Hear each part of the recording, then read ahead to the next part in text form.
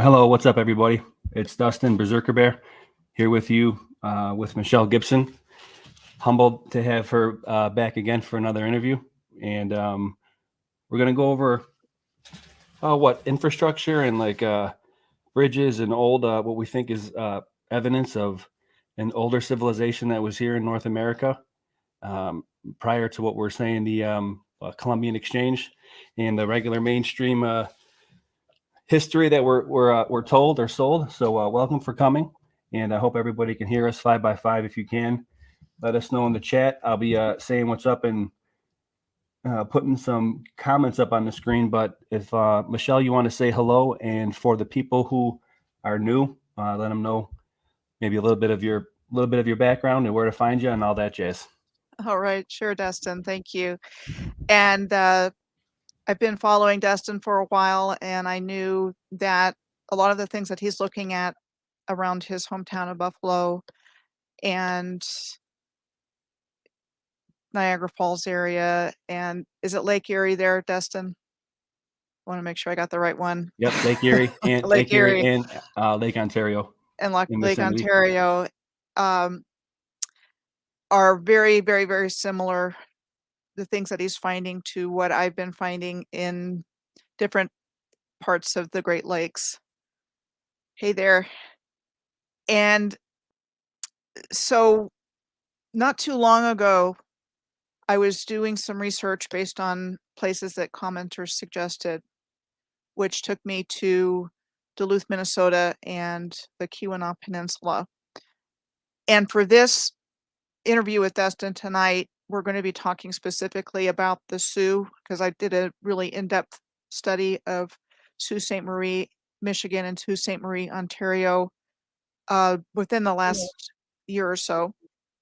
So I'd already done a lot of research on that. But what made me think of this and reach out to Dustin is that there's an aerial lift bridge in Duluth that's highly sophisticated, and there's one in the Keweenaw Peninsula also. And they're both on different shores of Lake Superior, with Duluth being in Minnesota, on the Minnesota side of Lake Superior, and the Keweenaw Peninsula being in Lake Superior on the other side.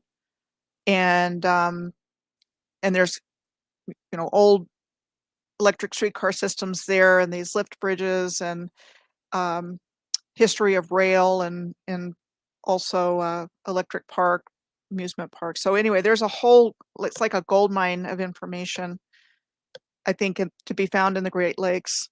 And for the purposes of this tonight, we're going to focus on this. It's called the Sioux, which is how we got an interview named Sue, S-O-O, Johnny Cash. But it's spelled the French way. It's S-A-U-L-T in both Michigan and in Ontario. Do you think that's just like a phonetic thing, like where it became like Sioux, Yeah, I mean, I think it goes back to S-I-O-U-X is what I think. Yeah, that's right. Like you said in your, like the I native. think it goes back to Sioux, the original people. And we overlook the original people when we are trying to figure out who built all of this stuff. And I think they're very much in the mix, and that whatever happened to destroy this civilization sent the original people back into, let's say, the Stone Age and hunter-gatherers, while the controllers came in and basically usurped everything. Took over the legacy, said, we built this, and that's what we're seeing. And we're going to talk about that tonight. We're going to show you, I think, very solid evidence that what the historical narrative says and what's actually there do not match. And then so the question becomes, but then who built it? And I don't think the answer is difficult to find. I think it's much more difficult because of what we've been taught and how we've been conditioned to see this land as having been empty and nobody here, and the only people that were here were hunter-gatherers. I don't think that's accurate at all. That's a good point. It's almost like you have to unlearn to start learning this alternative history that we go through before you like get your stripes as is said, right? Yeah. So this is very interesting. I have interesting stuff here in Buffalo, You know, I can parallel it to, it doesn't seem to be as big. It's not as big, obviously, as the complex, but what I want to be putting out soon is just how I think what we were talking about beforehand, how difficult, not necessarily the construction of the steel trusses on these bridges, like the Peace Bridge and the International Bridge, Mhm. but the actual piers, because Niagara River has a very, very brisk current. And right here where they say this thing is, Michelle, and I've been over that before, John Levi has queried this one too. It's 15 feet of water here, and it's constant between 10 miles an hour. It's right below the Peace Bridge. And, you know, how they did it, I question, because there's no real evidence of it other than literature, and it's briefly detailed. And it's right underneath the Peace Bridge in an area of the water in the river that's unbelievably fast.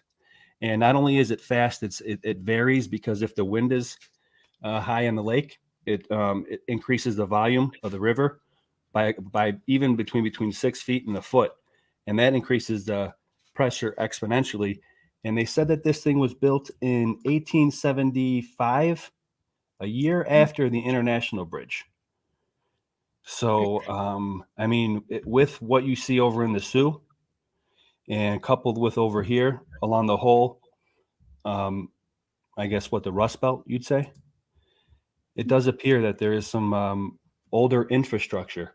The buildings are another thing, you know, with the World's Fair and stuff. I would cite going to see like Howdy McCoskey, or even like Woody from Wood and Nichols. They do great jobs on the buildings. I mean, we're more well. I'm kind of more focused more on the infrastructure and like the foundations and stuff. But for if you're interested, even John Levi does the buildings too. There's a couple different narratives that you'd say there, but I would recommend Howdy McCoskey, Wood and Nichols, even Static in the Attic. He's a construction man. So for the buildings, check those guys out. Well, this is a little bit different because it's foundational and it's infrastructure. Not that it's any less important, the buildings, but yeah, that seems to be where we're looking at now. So Yeah. if you want to And take it really, away, oh yeah, go ahead, Michelle. yeah, I would love to. And, you've given some really good examples, and then just really starting to dig down into how the narrative just really falls apart when you start looking at it. And That's what you're it, really good at too, as far as like comparing it. So just so people who aren't familiar with Michelle, of my fans and subs, and thank you very much for being here. Michelle is really good at comparing the narrative against, or well, what we see as far as research, getting feedback from her comments against the mainstream narrative that you'd find in your textbooks. Very good at going through it and getting detailed in on that, and doing a one-to-one comparison against, again, what we see as to what we're presented in the mainstream, what you always say. So yeah, she's extremely good on that. Absolutely.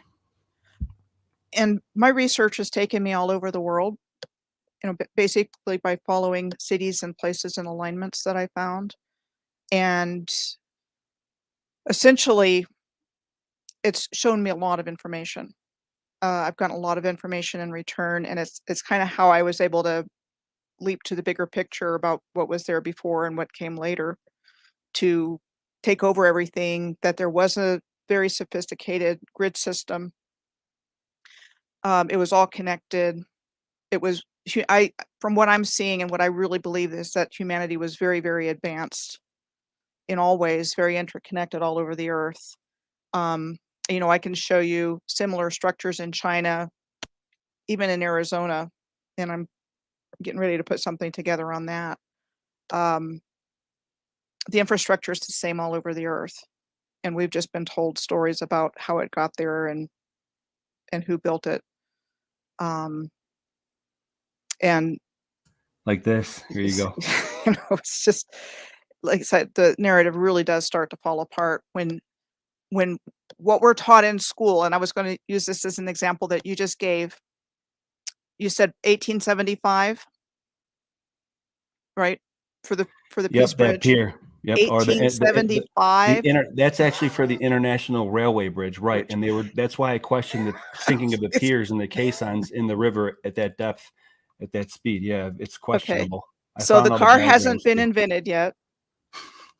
How dare you? We're in 1875. We're just 10 years after the end of the Civil War. Now, I don't know about anybody else, but scenes like the opening scene of Dances with Wolves is what comes to my mind when I think of what we're taught about the technology that existed at that time. So somehow between the Civil War and all of the brutality and crudities that we learn about, you know, very basic medicine, people having to have their limbs cut off, that kind of thing.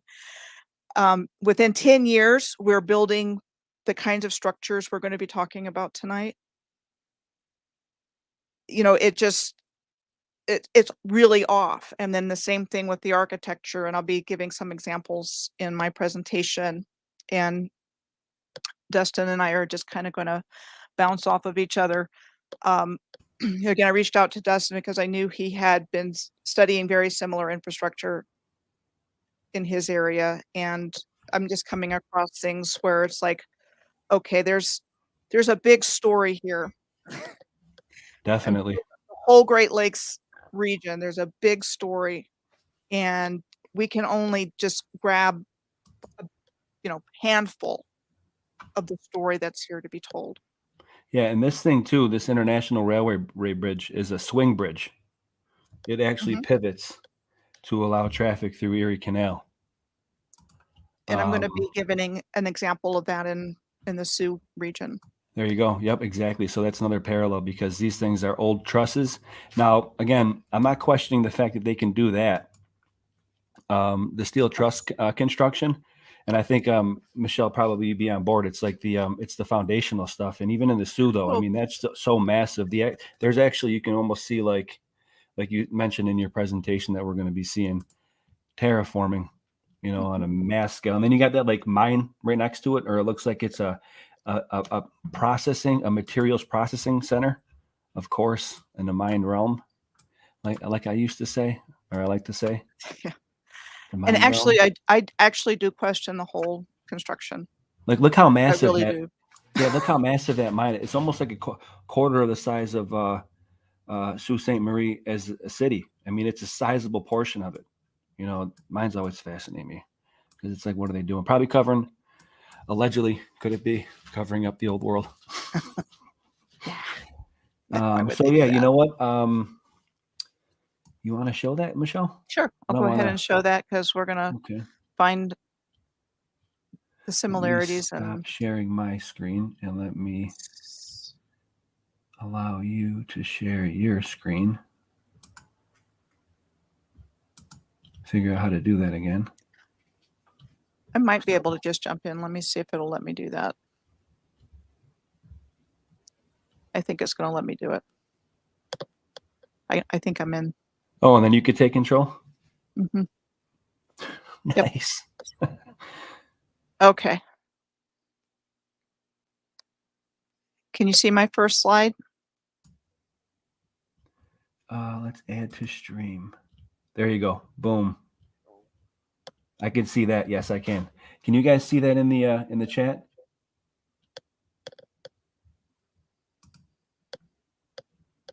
Are we good?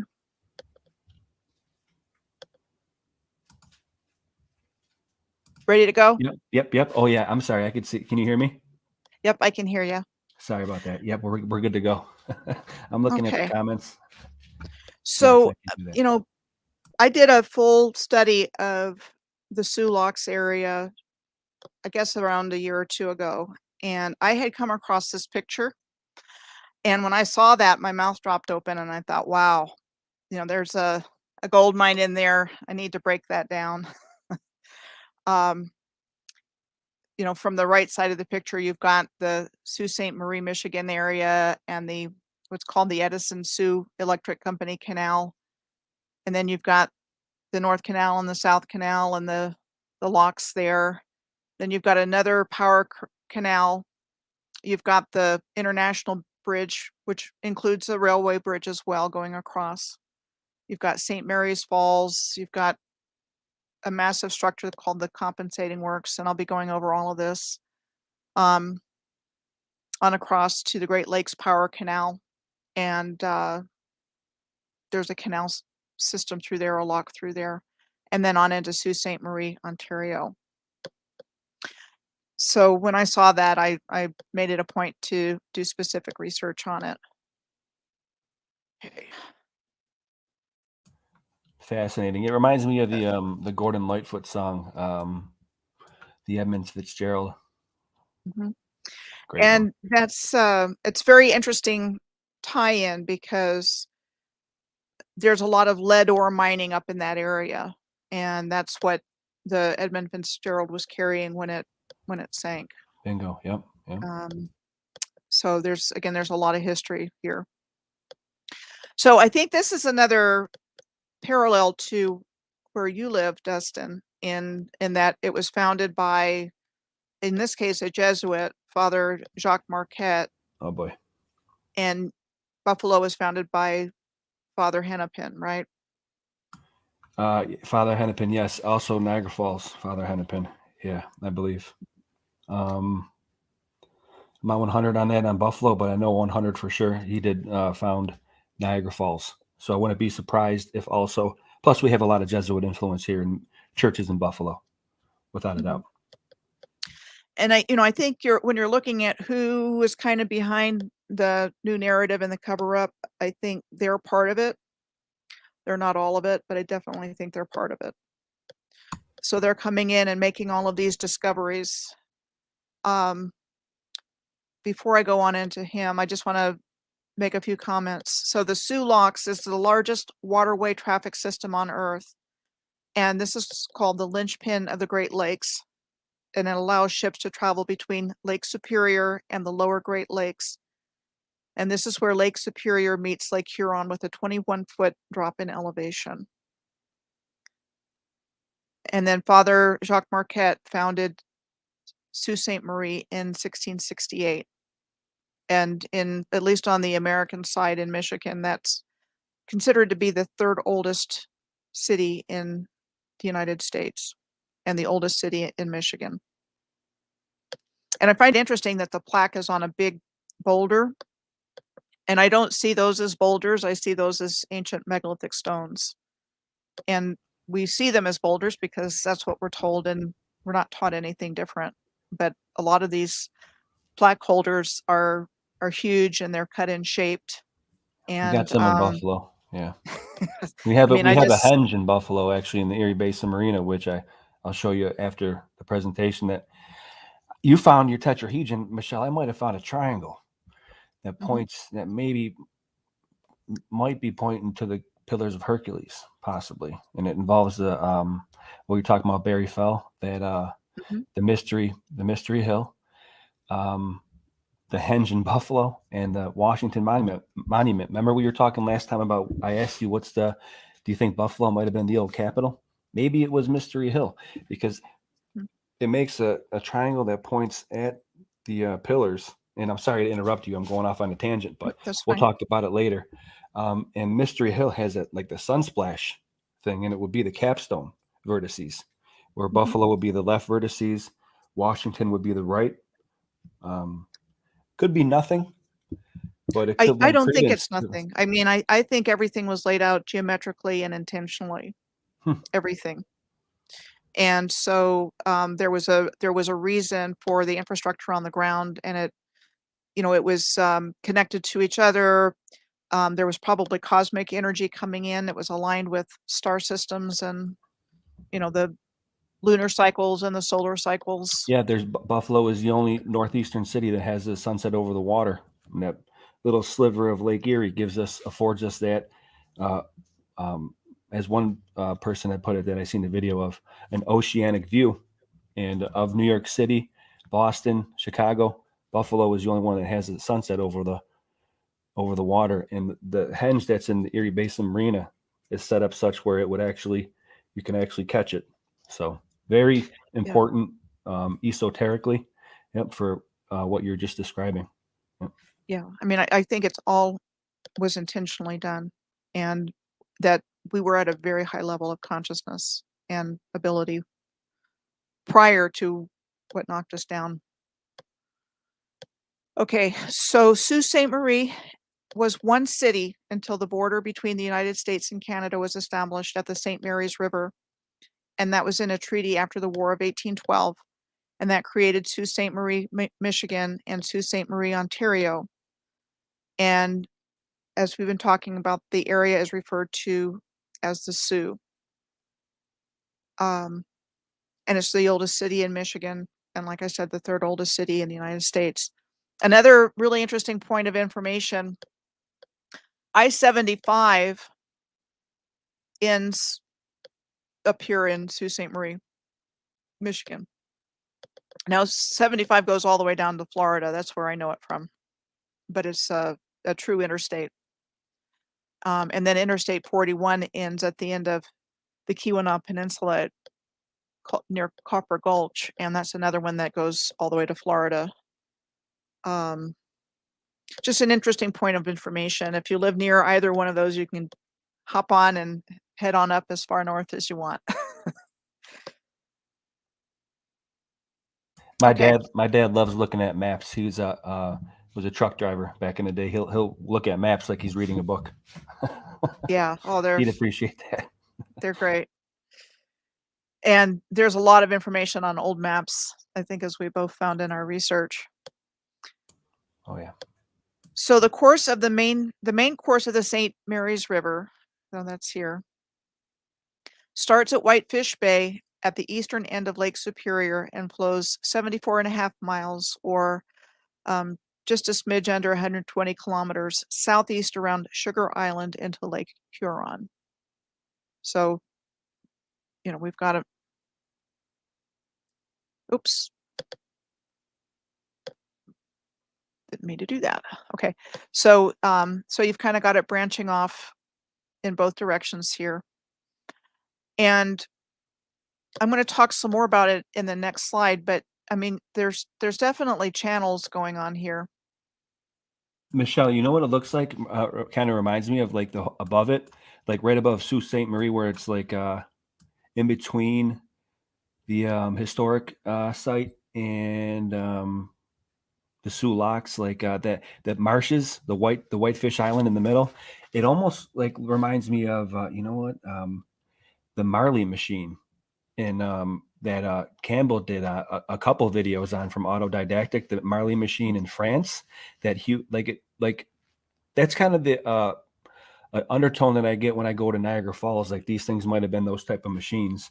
You I'm know, I'm just going to say what that do you think about that? would make a lot of sense to me, based With the on all the stuff Lewiston that's coming up. incline, those inclines that were Mhm. on the gorge and stuff, like, and they said now it's just for like coal chutes, or it's just disparaging information at the very least. And then you see this foundation, and again, referencing Campbell at Autodidactic did those Marley machines. When I watched the video like a while ago, like a year ago, blew my mind.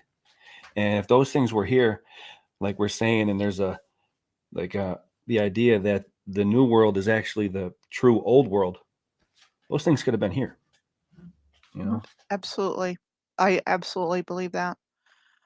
Um, and if you look at this area on Google Earth, you can find a lot more. And I've got a few slides that looks in closer, but golf courses and different things in here. And I think golf courses are cover-ups of mound sites.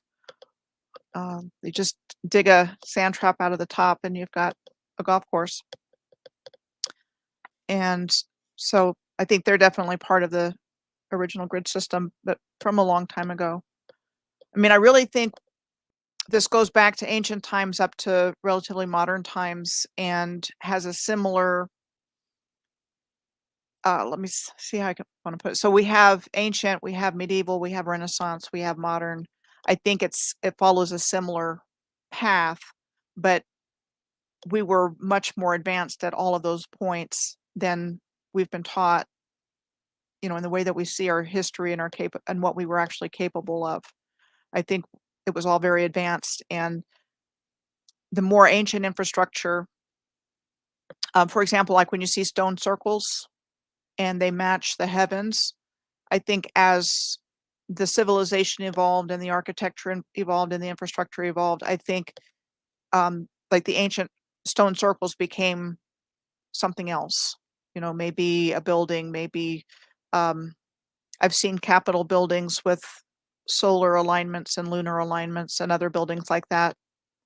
So again, I think everything was all geometrically laid out and intentionally placed, and I think it had to do with this grid system. Radials too. We spoke about those before. The radial street patterns that were laid out in Washington D.C. and Buffalo by the same brothers, the Ellicott brothers. Yeah, allegedly. Yeah. And there's other places too. There's kind of one in the back of my mind. I'm thinking that was really recent about a radial pattern, and it's not coming out, but it's just this was really everywhere. So it was part of the original infrastructure. So we have a kind of a more specific focus with this one tonight, but there's so many different directions we can go.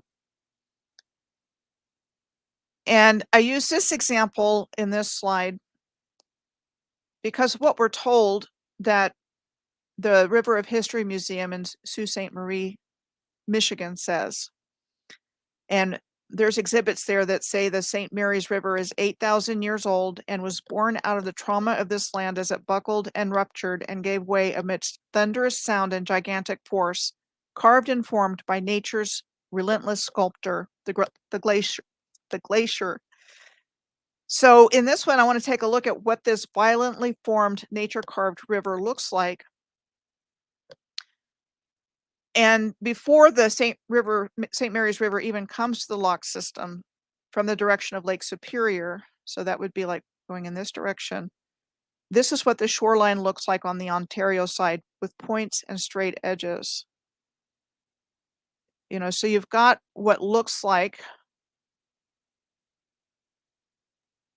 very geometric looking place here. And then you have, I'm going to show it in the next slide, but you have a lot of places where it looks like there used to be canals. Yeah, Paul Cook did a really good one recently about the changing coastlines and how it just seems that they're, massive terraforming, just on a scale that, and then they say that it's a natural. We have that here in Buffalo too, on the Buffalo River. It's got like right angles. It snakes a little bit, but it looks like it's an artificial snake. They did it, artificially. Right. And they just keep hammering this whole idea. It's nature, it's nature, it's nature. It was carved by nature. And it's just, again, when you look at it with different eyes, when you put your critical thinking hat on,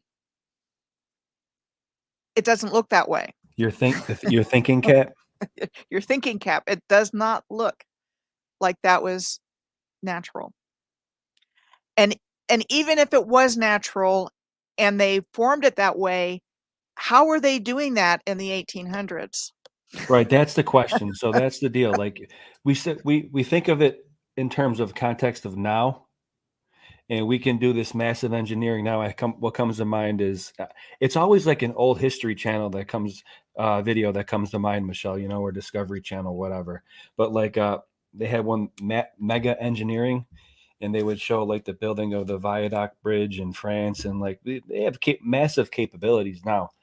Think about this though in terms of late 1800s, and like Michelle just said, just coming out of the Civil War and the strife that was going on there, and Reconstruction in the South, and look at how right now, with considering what's going on now, how supply chains are strained, and just coming out of a war like that.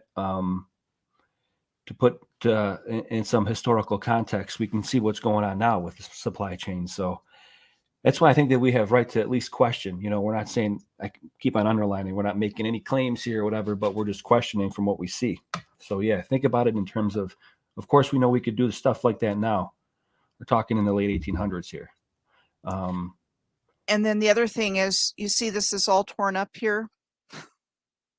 There's something going on. Yeah, mind realm. And I just, again, I think there's a lot of energy technology that was in this original area, and it's just all been harvested. So this is an example that's a little bit closer up. If you look at the Ontario side of Sault Ste. Marie, and you've got, again, these canal looking areas. And then when you get down to this one, I mean, it's pretty much gone by here. Sorry about that, guys. Every time I click on my mouse, it wants to move it. So, so anyway, you've got what looks to be man-made here. Similar stuff in Buffalo. Yep, like a contrived shoreline. Completely changed in Buffalo to hide the Star Fort, I think, the old fort like we just talked about before.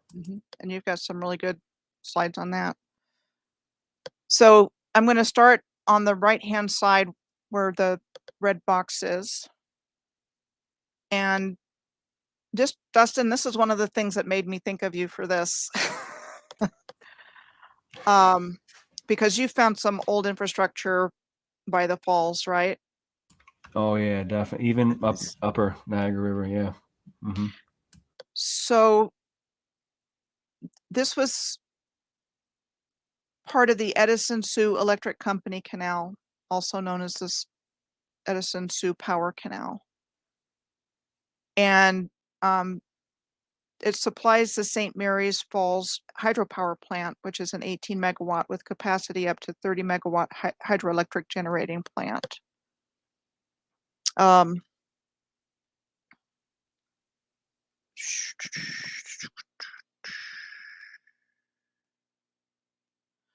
going to look something up real quick here.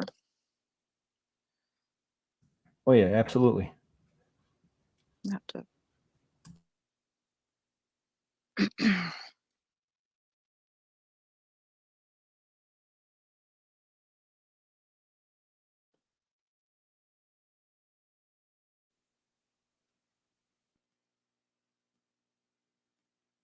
Thanks everybody for showing up tonight. Hope everybody's doing good in the chat. Yeah. Appreciate it. If y'all can hit the thumbs up. What is it? Like, share, subscribe. Is that what everyone likes to say, Michelle? Yeah. Like, share, subscribe. We got Kai Brown, welcome.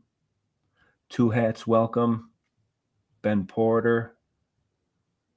Okay, Paul so Steele. Okay, here we go. So that is called the St. Mary's Falls hydropower plant. And it's supervised by the Army Corps of Engineers, and so are the Sioux Locks.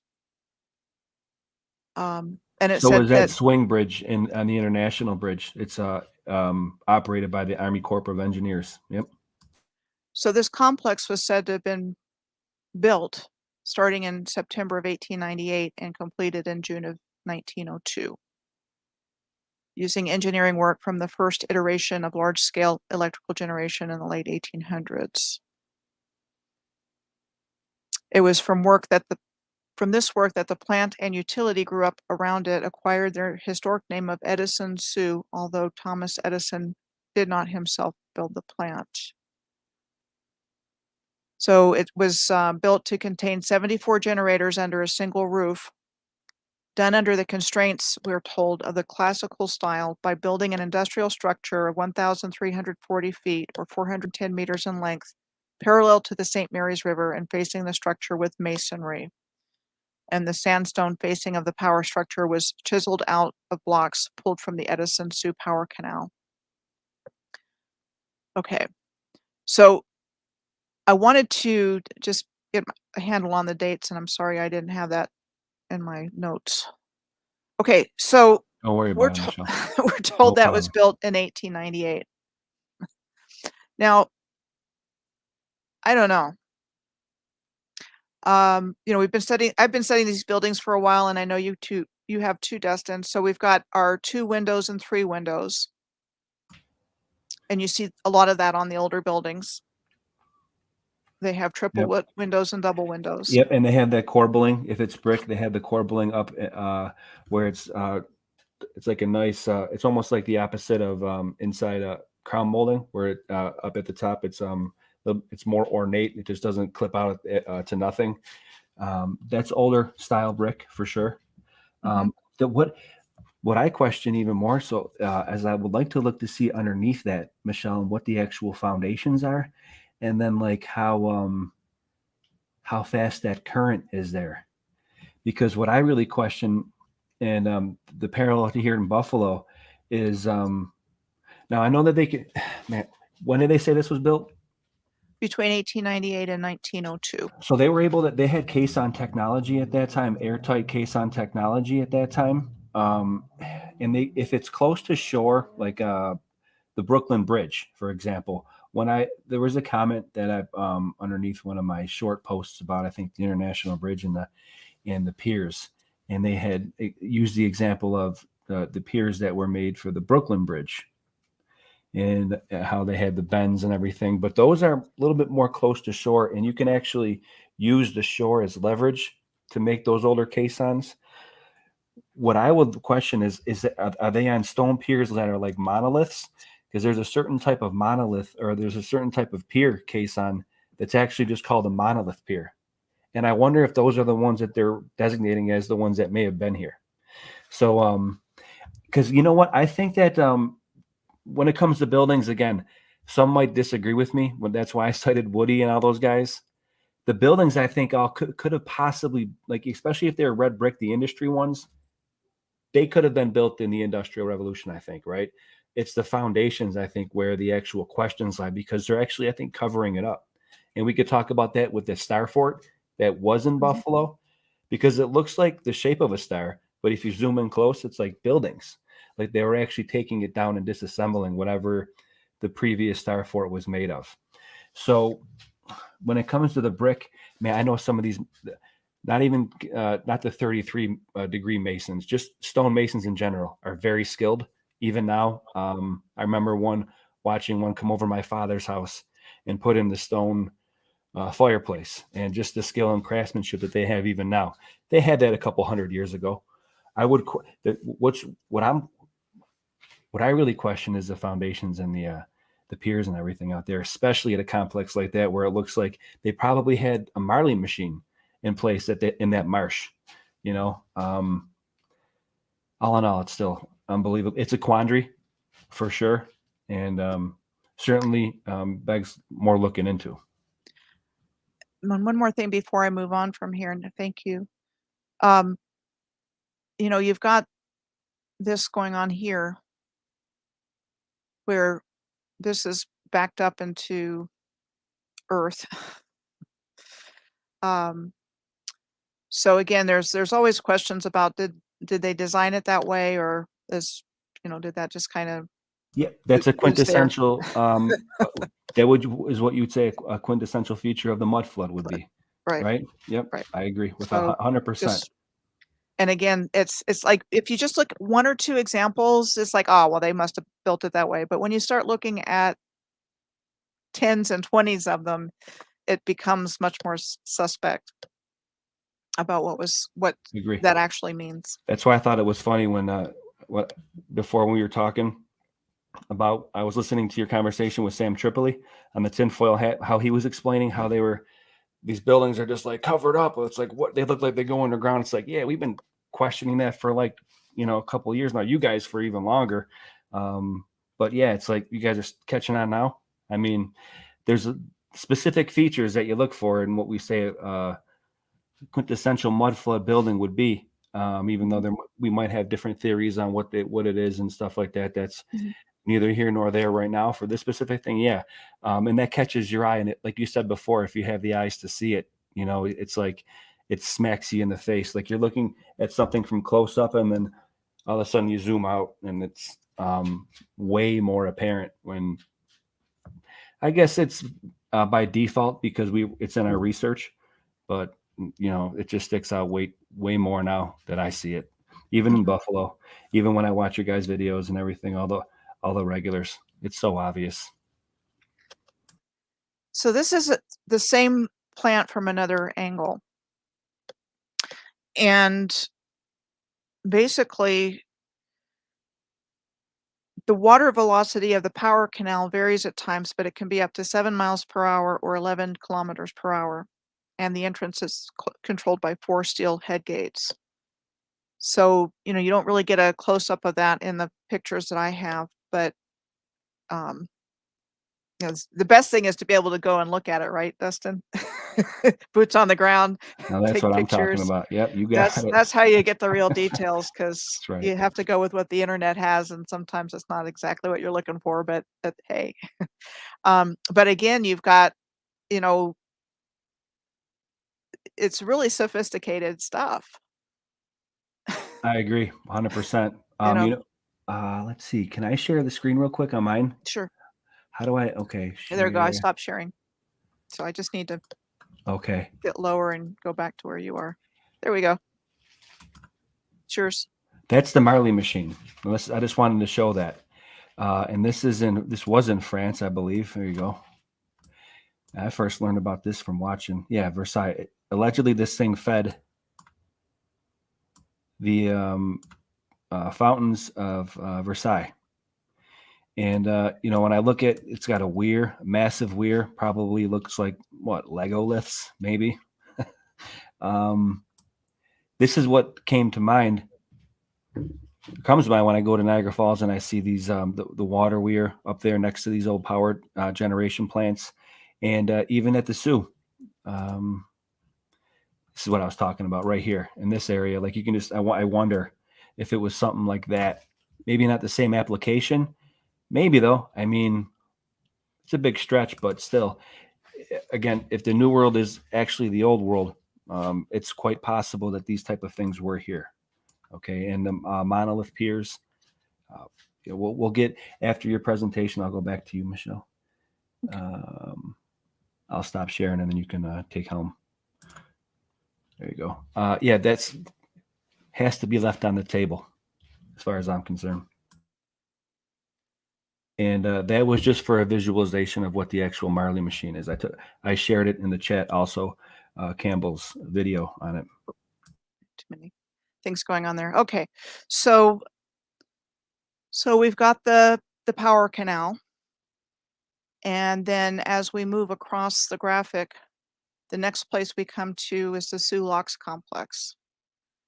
And what I really wanted to point out about this, and I had some other information in my original blog post and video about this that I didn't include here.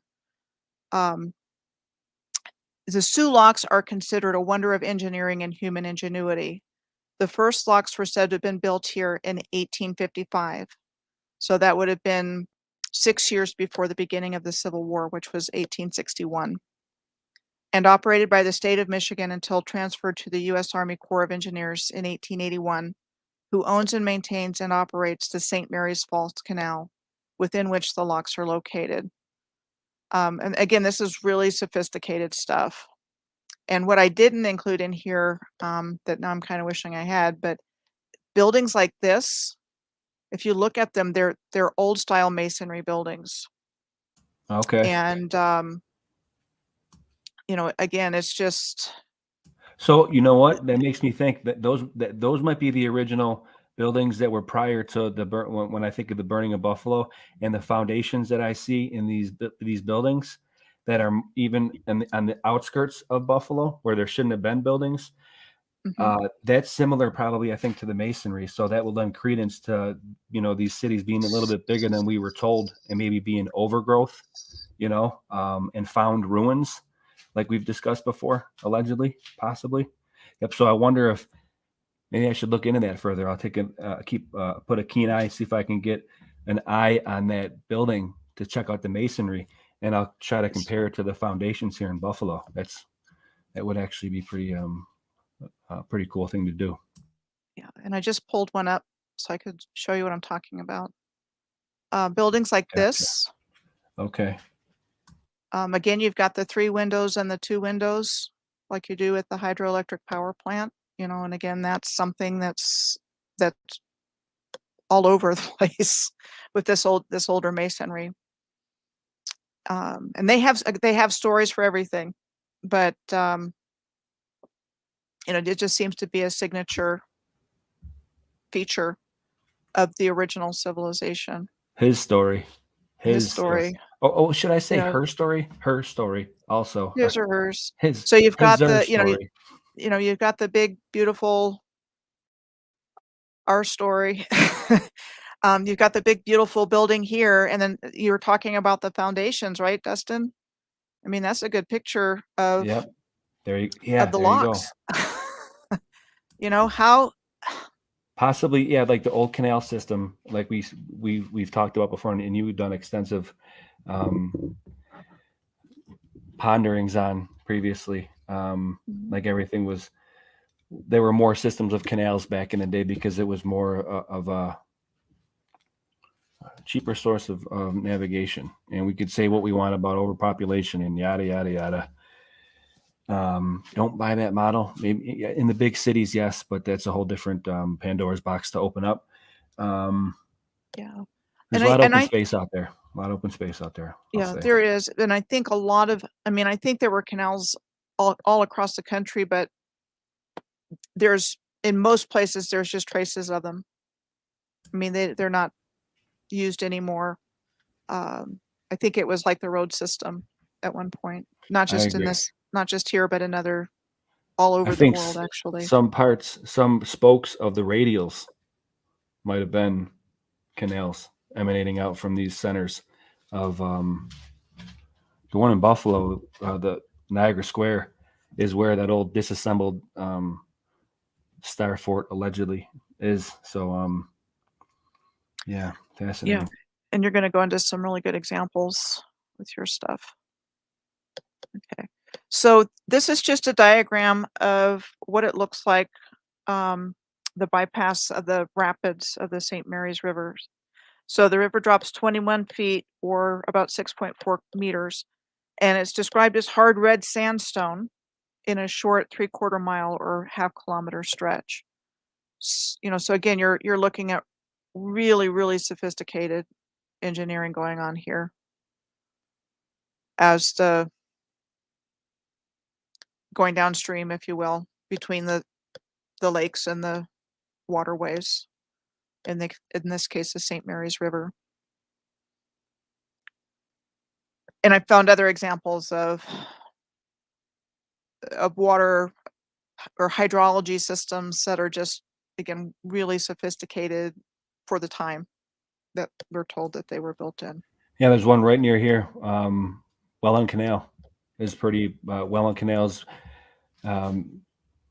major construction. Also, Lockport. Lockport has a massive locks in it and massive caves. It's about half an hour drive from here in Buffalo, Lockport. Look that stuff up, guys, in the comments. Very cool. So this is just another example of the hydroelectric powerhouses that are next to the Soo locks, and together they generate 18.4 megawatts for the Soo locks complex. So that seems to be the power for the locks themselves. Okay, so in this part of the graphic, we have the Sault Ste. Marie International Bridge and the International Railroad Bridge. And then you have the compensating works. And I want to talk about both of them. Gravy. The Sault Ste. Marie International Bridge between the United States and Canada permits vehicular traffic to pass over the locks.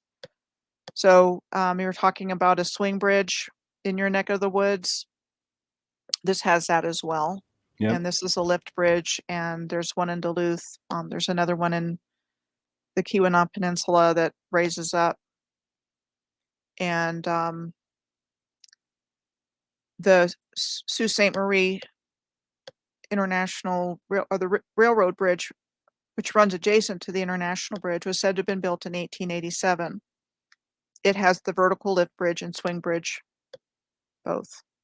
So again, 1887. Let's think about that. That thing's fast. That thing's fascinating. Though, the lift bridge, it's crazy. Yeah, again, it's like, okay, all of this major construction and engineering going on, and yeah, at the time period, just so again, yeah, it's like if it would, if the Civil War was what we're told or whatever, again, that's why I cited Static does some really good in depth on the Static in the Attic on the Civil War. Like it's not what we were told for the purposes that and the premise that it was told, and the supply chains that needed to be done to have infrastructure like this and steel trusses built like that. Uh, it brings the whole narrative into question of like just coming out of a massive war like that. Could this even have been accomplished with businesses? Are they even around at that time? Corporations that can pull in this steel. So like the whole narrative has to, well, we're doing that now, but yeah, this brings in a lot more questions about like the work that Michelle does about the narrative and the timeline, history. And you're talking about the footings, you see that with the International Bridge here. Let me see what I've got next. Okay, we'll look at it again. So again, I mean, those are massive for the International Bridge. Oh Right yeah. next to it. Yep. That's why I question. There's a specific type of a pier caisson that's called a monolith. And when I was actually I could show that. But when I was researching this and looking up for the diagrams I actually found the diagrams and the schematics of the International Railway Bridge here in Buffalo. And it's questionable. They're questionable. I'm going to go over that in a little bit more in depth in another video. But yeah, it's almost like they were able to deduce what because there's schematics of the actual truss and everything in the pier foundations, even down to like the side cross section. But what I'm saying and what I'm going to try to propose is that you can deduce that as an engineer. I can draw schematics very easily by looking at a bridge, with a T-square and a compass and stuff like that. I took technology class in high school. I knew how to draw with the T-square and everything and use all that stuff. So you can like reverse engineer the schematics just by looking at something if it's already there. Right. Namely, what I'm mentioning is the piers, effectively. So yeah, when I look at stuff like that, Michelle, like my eye goes directly to the piers, and then you can see old masonry there also. Mm-hmm. And I think the point that I think you're making that I believe to be true is they had draftsmen. You can draw blueprints. You can draw the schematics. You can draw that. Right. It takes a lot more to build something like that. Surveyors were trained in that stuff too, Yep. So it's just a lot of questions. On this one here, the international boundary goes through the middle of St. Mary's Falls. So that's what we've got here. And the compensating works are really rather interesting. So the compensating works are between the international bridges, or the international bridges are between the compensating works and the falls. The compensating works consist of 17 piers and concrete aprons bearing on sandstone bedrock. Piers 1 through 9 are in Canada and 10 through 17 are in the United States. These were said to have been constructed between 1913 and 1919, keeping in mind that World War I occurred between 1914 and 1918. Again, I'm giving you the dates that are in the narrative. So this has an extremely sophisticated sluice gate and gate machinery system. Questioning the dates. Yeah, there's a real similar feature to those 17 gates thing here up here in Niagara Falls, just like the exact same thing, and it goes to nowhere. Again, it's like part of a system. It looks like it's part of a system that it looks like it was a component of a former system that's no longer functioning as for what it should have been before, and they just repurposed, allegedly. Mm-hmm. So I'm just putting out the fact that it's really interesting. They're really sophisticated. The dates are a little questionable, and like Dustin said, there's some down in his neck of the woods. Yeah, and if it's what we're saying and proposing, keeping in what Barry Fell talked about, or we briefly mentioned, if there was older civilization here. All this is just lending credence to that, and that this is their old infrastructure that was here, and it's just I keep on saying, I guess, lending credence, but it's giving us more fodder to professionally question what we're given, as far as, like I cited before, the Columbian Exchange, where the New World came over. Prior to the Columbian Exchange, it was just what is it? The dates that 1492 that you talk about, 1492, Columbus sailed the ocean blue. Prior to that, they want us to think it was just all natives here. Whereas what we're saying is, we're literally saying that actually these foundations could have been, most likely, probably were here when that happened. And there was when the Holland Land Company and the Dutch purchased all these tracts. In my opinion, they were purchasing like ruins, and that had overgrowth on them. So all this is doing is just adding to the documentation that what we see is older infrastructure. Okay, so the next one is the Sault Ste. Marie Canal in Canada, on the other side of the St. Mary's Falls and Compensating works. So this is part of the National Park System of Canada. It's a National Historic Site. And the date of the lock is said to go back to 1798, destroyed in 1814 and attacked by U.S. forces in the War of 1812. And what is here was said to have been constructed in 1895. Again, there's more of that, more examples of that, where they said there was something here and then they replaced it or rebuilt it or whatever. So, there's really no way to go back and prove that one way or the other. But this is a nice bit of architecture here to the side that I can show you bunches of examples. Looks like a old Victorian, maybe. Yeah. And I do work. I do think that the Victorian era is actually the reset era. And There I you think go. that's what that's about. Okay, so on this slide, we see the Great Lakes Power Canal, which is here, and the Ontario side of Sault Ste. Marie. And this is kind of interesting because Great Lakes Power was established in the early 1900s by Francis H. Clergue, that's spelled Clergue, and he was the leading industrialist of Sault Ste. Marie in Canada in the late 1800s, early 1900s. So this is a postcard with an aerial view, no less. Aerial view.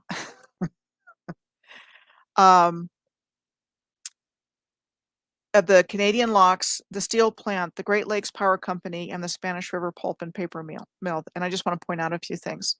So first of all, that building looks like on par with what we saw on the other side.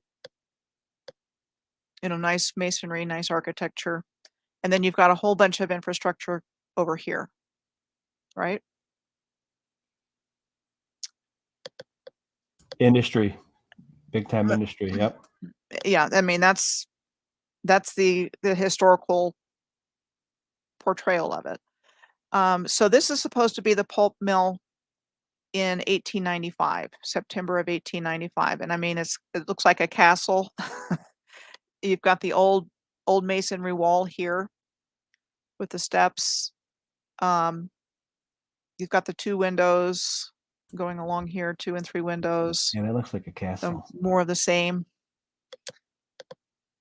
And then here you've got a picture that we're told, so this was in March of 1896, and it looks like deepening prison of Power Canal, possibly prism, but that doesn't really make any sense. But anyway, bottom line, this is supposed to be a picture of some work going on at the Power Canal in 1896.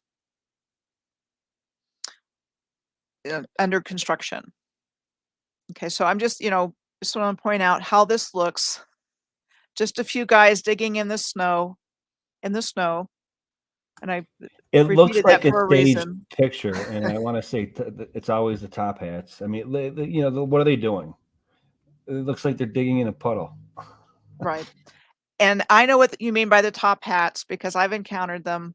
For those in the audience, we're talking about these really creepy looking pictures with these old guys standing around, and maybe they're the only ones or a few other people, and they're wearing bowler hats or top hats and Top hats, yeah. long-tailed coats, and The it just suits. looks staged. Yeah, the suits, man.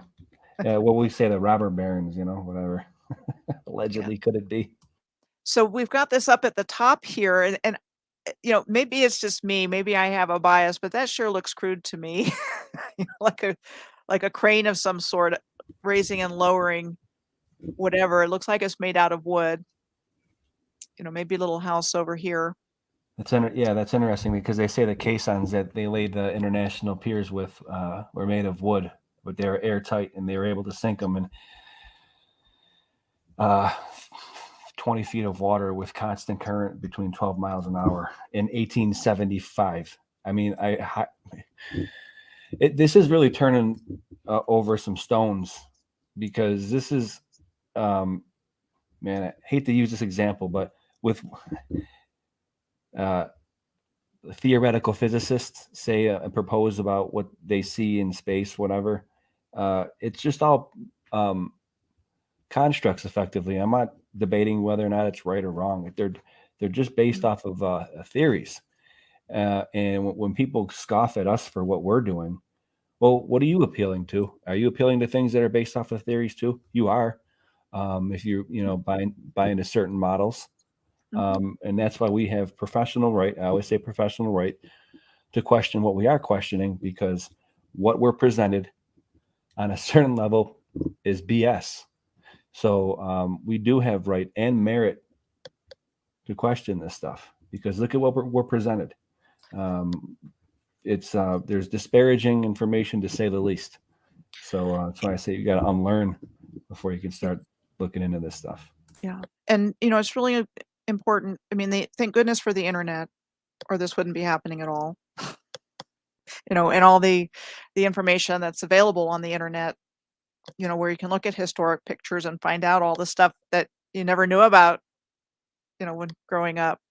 Yeah, it's like a love-hate Um, relationship with the censorship and exactly. everything, but we've learned everything that we were able to unlearn everything with help from the internet. Always looking at getting books and try to reference with anything that you have physical. But yeah, even YouTube and everything and the censorship that people say about that, I learned a lot of stuff, and I actually came in touch with a lot of people like yourself and Campbell and everybody and Philip from that platform. So, be grateful for what you have and be wary and everything. But yeah, have an open mind about it in every angle.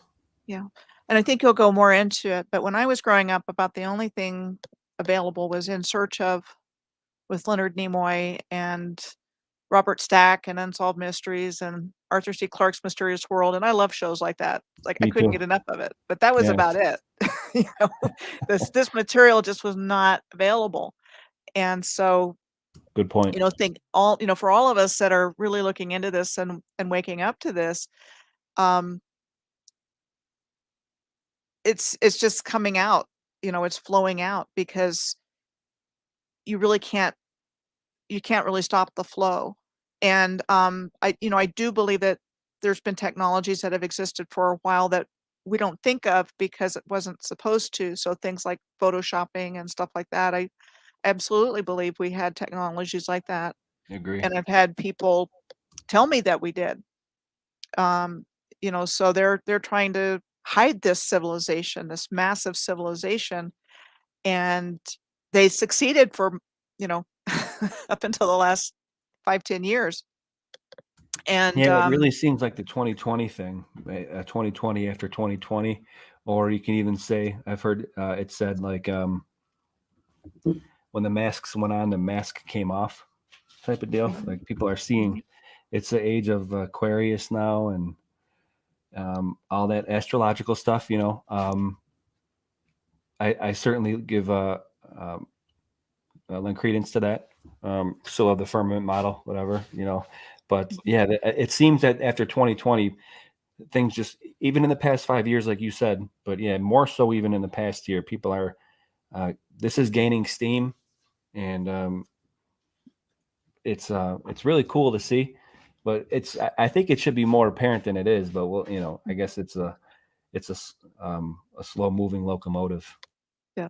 And I'm gonna bring the next picture up because this was supposed to be just, this is August and the last one was March of 1896. So we've got the canal and the mills showing here. We've got the railroad here. We've got this big tall chimney stack here. Goodness knows what that's for. They process minerals out of that thing. I shared a video before, Michelle, not to interrupt you. I keep on interrupting you. No, you're fine. Go for it. When the smoke goes up out of those things, particulate falls down into the base of it, and it becomes like a patty cake of a very expensive material that's sought after when those things come down. It's a little bit of gravy for you on that. Mm-hmm. Thank you. Yeah, there's a lot of detailed stuff about stuff like that I don't know, but I've seen these stacks in a lot of different places.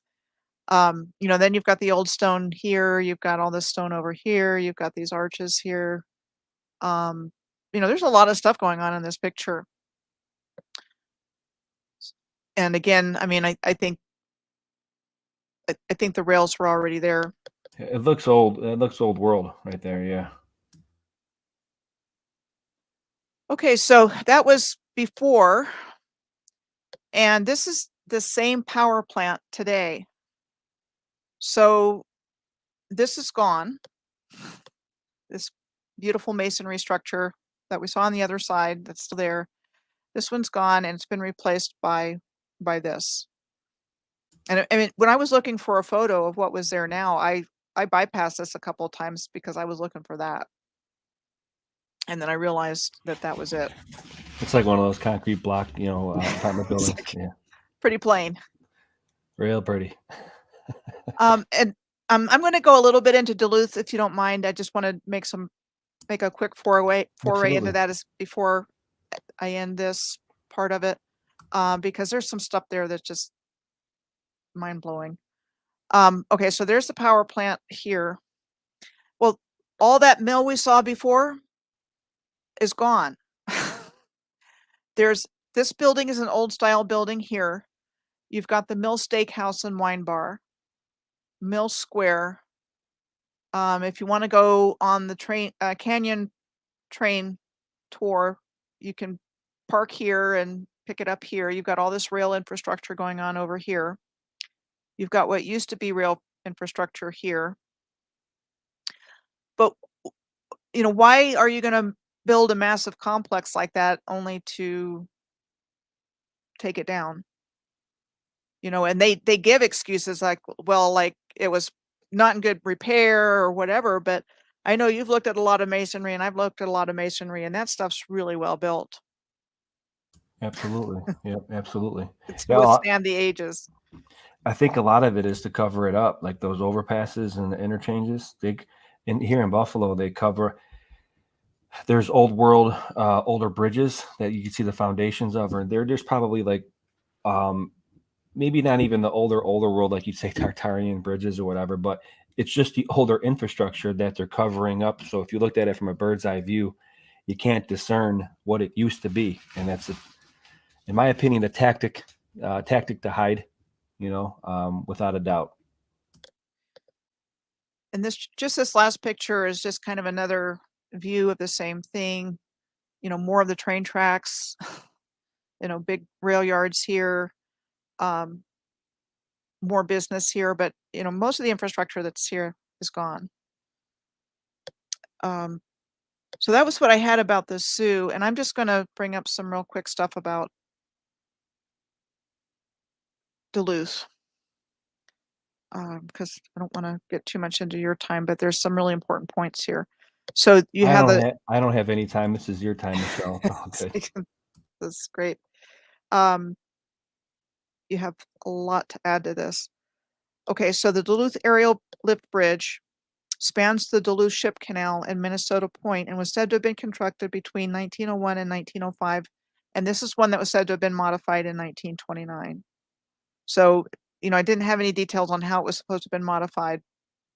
But, a structure like this is supposed to have been here in operation since 1905. And it's just like what we saw with the railroad bridge in Sault Ste. Marie. And then I think it's what you've got with the Peace Bridge. Yeah, and we have it's the same exact name of the bridge. That's another thing. It's called the International Railway Bridge here in Buffalo. It's the same thing named over in Sault Ste. Marie, I believe. So I was looking for a map and I found this street railway company map from 1911. So here you have the aerial lift bridge. You've got all kinds of infrastructure here, the Orpheum Theater, the Empress Theater, lots of theaters and hotels, and you've got Central High School here. And I'm going to go into that here in just a moment. And so what we're told is that the Duluth Street Railway Company was incorporated in 1881, and that the first mule-pulled trolley cars were available for service in 1883. This is what I think happened. They had this infrastructure. They had to get it moving, whatever means they had. So early on, they used mules, and there are some places that had it even earlier than 1881, like 1850s. And then they used the mules until they could get it electrified. So you've got streetcar systems everywhere. Where's that place in the jungle where there was? In Manaus, Brazil, there used to be a streetcar system. And there's no roads into the place. Yeah. There's a very, very bad road. Yeah, look that up. It's like the worst road in Brazil. Michelle's Hardly got passable. a video on that. Yeah, I'll check that out. Just it blows my mind. Me and my buddy Mr. Brees, he's a research good researcher friend of mine in Australia. That blows his mind too. That's just amazing. Just make it a little bit bigger. Okay, so it was electrified by 1892. So it started in 1881, 1883, incorporated in 1881 and started in 1883, and that by 1892, less than 10 years later, it was electrified. Okay, so here's where it starts to get really questionable. The Highland Park Tramway line served Duluth Heights via an incline railway from 1892 to 1932, or 1939, excuse me. Okay. This incline railway was the last piece of the electric streetcar system to be dismantled. So the rest of it went away before then. So why are you going to build that if you're going to shut it down in less than 50 years? Or the question is, or was it a piece of older infrastructure that they just disassembled entirely? Well, yeah, because that reminds me of the Lewiston incline. There are all these inclines over, and then that looks like a component of what the Marley machine was. It's like, what's going on here? Yep, and the inclines there were inclines everywhere. There's some that are still in existence, but most have been taken down. So I just wanted to show you the old Duluth Central High School. And when you look at it on this map, it actually appears to be in alignment with the lift bridge. That's a high school. Yeah, I remember you were actually pointing this to Sam on a tinfoil hat, I believe. Like, yeah, how these older similar. There's one in Buffalo. I went to Erie Community College here in Buffalo. It's downtown. It's the old post office, and it's it's a beautiful old, what you'd say, it's Romanesque style, but the blanket term Tartarian, right? But yeah, great point, because they make them into schools, Right, a lot of them. This looks a lot like the old Toronto City Hall. So I guess they had too many buildings that look like this, so they kind of had to give them different uses. So this was said to have been built starting in 1891 and opened for classes in 1892. So, less than a year to build it. It's used as a school district office space today and some other things. So it's still standing, which a lot of them aren't. And then it has a clock tower with bells. Awesome. A bell. 5 bells added to the clock in 1895. So it's not actually bell free. That's a good point. I like It that. does have bells. Wonder if it has bats. So what do you do when you put bells in a school for high school students? You got graffiti on the bell. What was the other Of interesting thing course. to me is when you look out the window here, it looks really different from It how almost it looks used to look. Moorish. It almost looks like a Moorish column and arches there a little bit. Huh. Yeah, clock tower, you know, Huh. whole 9 yards over the top. And then this is the last point I want to make, and I want to bring it back to Uh-oh. your work because you Uh-oh. just did something on this. Okay, so here's what they tell us. There was a 17-foot, 6-ton cannon on the steps of Old Duluth or Old Central High School from 1898 to 1942. It was said to have been captured from the Spanish, a Spanish warship during the Spanish-American War, and requested by the Duluth City Council for Duluth, who had to pay for the transportation costs to get it to Duluth. We are then told the cannon was either sold or donated as scrap iron and melted down and used during World War II. What the Course. heck is that all about? Whitewashing of history. Man, who knows, Michelle? What do you think? Yeah. So I don't know what a cannon's doing at a school. yeah, The number story one. about how it got there is, to me, super questionable. I'm Yeah, gonna I get out think of that here. they did have a purpose for projectiles, but um, I don't. If they had the ability to cast them and they have the ability to canal water and dam water off and reservoir water, I think that it's just a logical thought progression. Especially, literally, speaking of like looking at something close up and then you zoom out, like literally one day I'm using my hose and I'm like, this looks like cannon. Wait, and then I was watching like Autodidactic Campbell and he's like, and I think Sylvia of New Earth said like, what were cannons before? And I'm like, is this a truth drop? Like, they look like hydraulic monitors and it was used as an application. It's demonstrable for the hydraulic mining and stuff like that. So it's also disparaging in how they say that they were utilized by the Ottomans, in my opinion, because they didn't have a real good jig to move it around.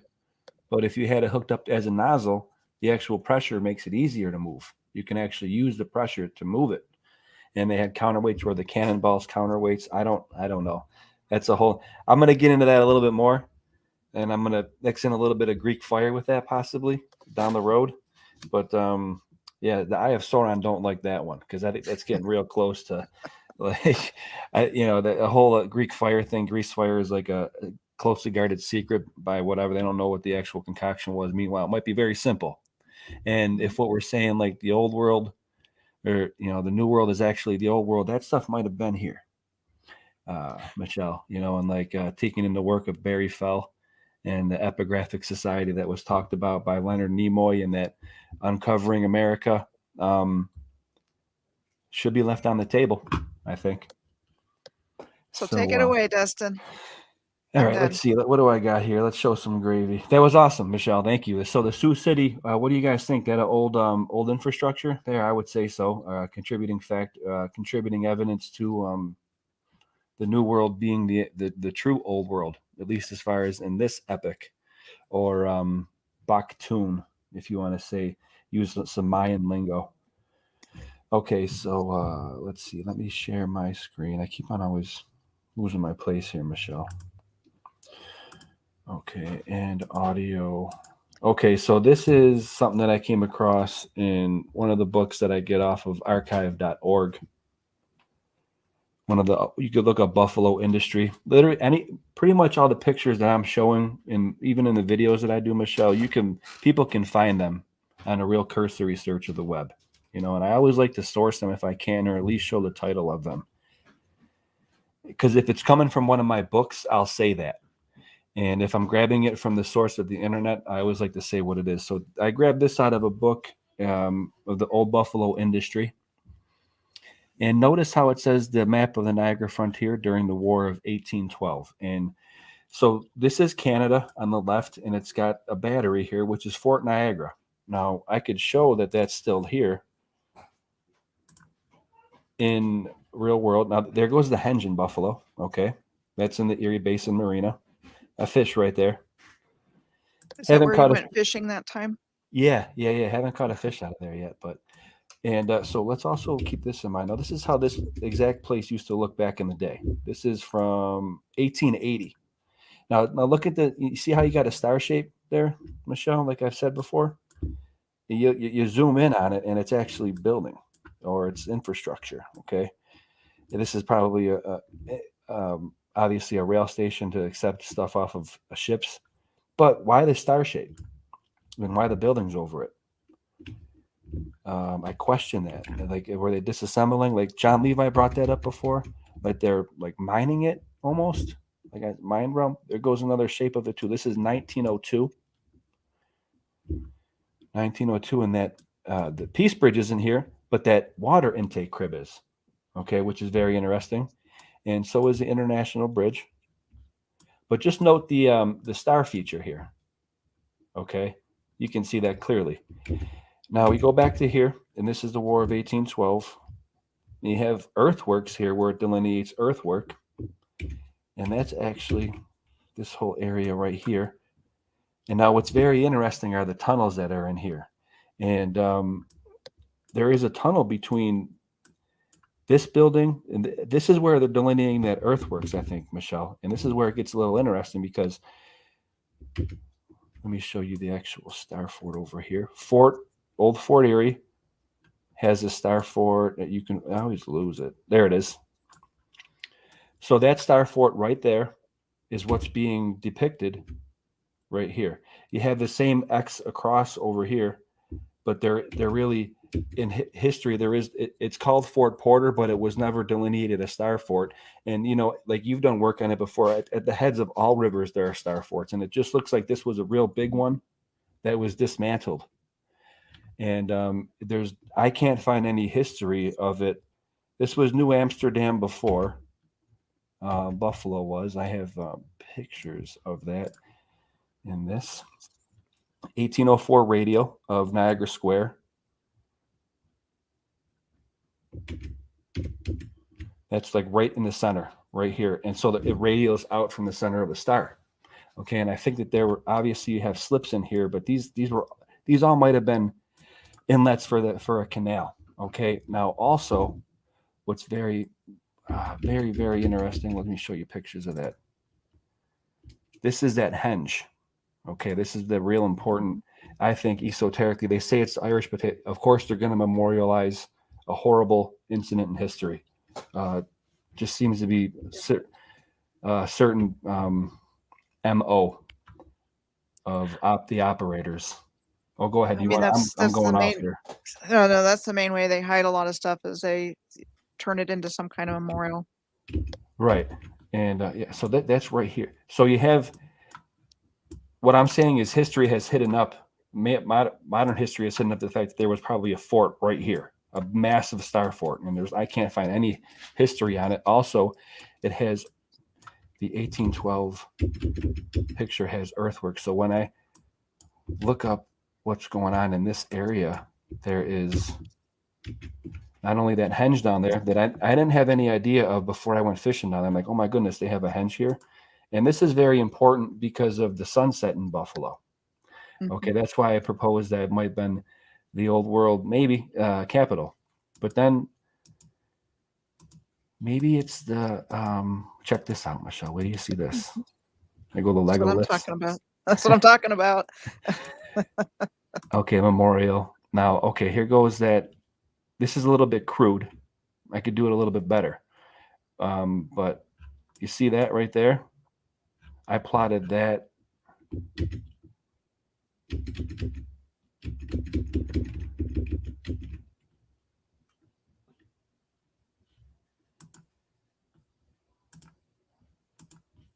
Foes in America. Of course, I label it that. So I plotted the actual Buffalo Stonehenge, keeping in mind the radial patterns and the underground tunnels and everything. Where I'm going to show that with.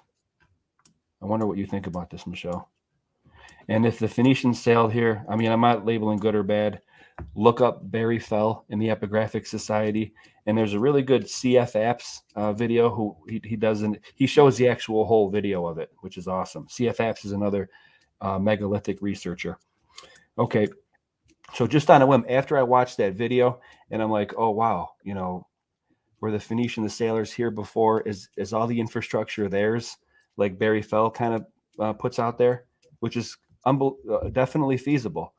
And I'm like, oh, well, Mystery Hill is over here. And if you plot all three of them, and when I say the sunsplash, you see how it's got that like radial? And if you... Yep. Now it's pretty equal. So between Buffalo and Mystery Hill, so between Buffalo and Mystery Hill, it's 389.61 miles. Okay, between between Mystery Hill and Washington, it's 409.11 miles. That's pretty close. That's pretty equal. Close. Yeah, I believe so. And then between Washington and Buffalo, it's 291.92 miles, and that's not equal, or that's not exact. But and then if you do go straight up, it's pointing to where they would have came from, Michelle. And I don't. This could be nothing at all, but like you said, and I'm curious to hear what you have to say about it. It's pointing to the Pillars of Hercules, I think, or at least the Med, and that's where they would have been fishing from. That's where they would have came from, and the Buffalo would be the left vertices. Washington, the right, and the crest, the capstone, is that Sunsplash Mystery Hill. Very interesting. And all the older infrastructure would just lend credence to this, I think. What do you think about that? I mean, I think everything's laid out geometrically. Period. I think it was all part of the same civilization, but that there were different components to that. So you know, what we know is the Phoenicians, what we know is trying to think of some other. He mentions them. You know, I could try to find. You know, let me actually. So, I mean, I think it was. I think it's Moorish. I'll play. You know what? Let me play that. I'll play the clip because I do have it. If you want to. I think it goes back to ancient times, and that it's all part of the same civilization. Let's see if I could find this real quick. Tartaria, Barbaria. I have everything. I just love that wallpaper. You like it? I don't know if I can find it off the top. Take me one of those. So the actual video was CF. You know what? I could probably. Well, no, maybe not. History of Buffalo. Stephen. Oh, here we go. CF app. Okay. Boom. No World. CF apps. Foes. No World. Let's play these. This is from CF Apps. Harvard archaeologist Barry Fell has spent years studying inscriptions and drawings from Mystery Hill and other unexplained ruins in North America. Harvard didn't. Okay, but that's important. That means he could be accredited, or at least given some. Listen to what he's saying. Harvard archaeologist Barry Fell has spent years studying inscriptions and drawings from Mystery Hill and other unexplained ruins in North America. Now, what about some of these inscriptions that have been found? What do they indicate in terms of people's presences in this area? Where are they from? Well, they really tell us that America in ancient times was a melting pot of the races of Europe, just as it is today. Same peoples from all parts of Europe and North Africa, living together, even speaking their own languages side by side, and writing their own inscriptions and their own writing systems. What people came here? Basques from Portugal, Celts from Spain and Portugal, Phoenicians from Carthage, and probably from Phoenicia itself in Syria, and ancient Egyptian traders too. So not just Phoenicians, right? Not just Phoenicians. Do you think these people came here? Probably initially by accident. Fishermen, you know, the Portuguese people are wonderful deep-sea fishermen, and inevitably a fisherman is going to be blown away from land in a storm. A fisherman knows how to look after himself when he's blown out to sea. And it doesn't always have to be war or catastrophism. But I think this is very important because this could explain what we're seeing. In other words, there's no doubt in your mind that ancient people from the Mediterranean area came and settled in New England, among other places. No doubt at all. They probably settled all that part of North America that could be reached by ship. That is to say, the whole Mississippi Valley and the branches of the Mississippi. So Strange visitors to the New World. what we're So how do seeing your colleagues as and farmers feel about these ancient amazing foundation Very mixed feelings. could be what he's referring to as settlements of those seafarers, whatever they are or whoever they were. That gives you a little bit of context as to what we're talking about here. Right. And the other thing, you know, besides the fact is, where was that guy years ago when I was trying to learn about this stuff? I know, right? I'm getting a little bit of an echo. I don't know if that's something from my end or your end. I don't know. Do you still hear it? Yeah. It just came up.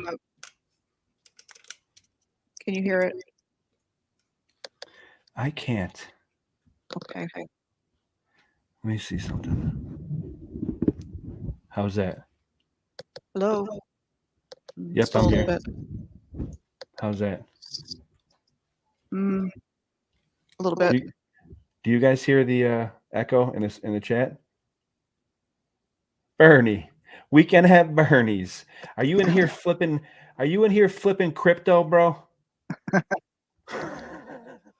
What's up, Bernie? I wonder, is there a feedback from what you just turned on, because it wasn't before that. Oh, probably. That's what it is. Let me do that. Hello? How's that? Okay. Better? Not really. Oh, okay. Let's see. How are we gonna? Let me stop sharing my. Well, I don't want to stop sharing because I want to show. So then I'll just shut up. So are you hearing my echo or just yours when you talk? It's just me. Okay, I didn't tell you to shut up, by the way. You said that to yourself. Okay. All right, hold on. Let's try this. Are any of you guys familiar with America Unearthed and Scott Walter? He did a show where he was looking at what you were just looking at, America's Stonehenge. And when he was there, he connected with the son of somebody else. But the son, who was like a teenager, found that there was an alignment of America's Stonehenge through Stonehenge in England with Baalbek in Lebanon, which is really cool. It's in the first season of America Unearthed.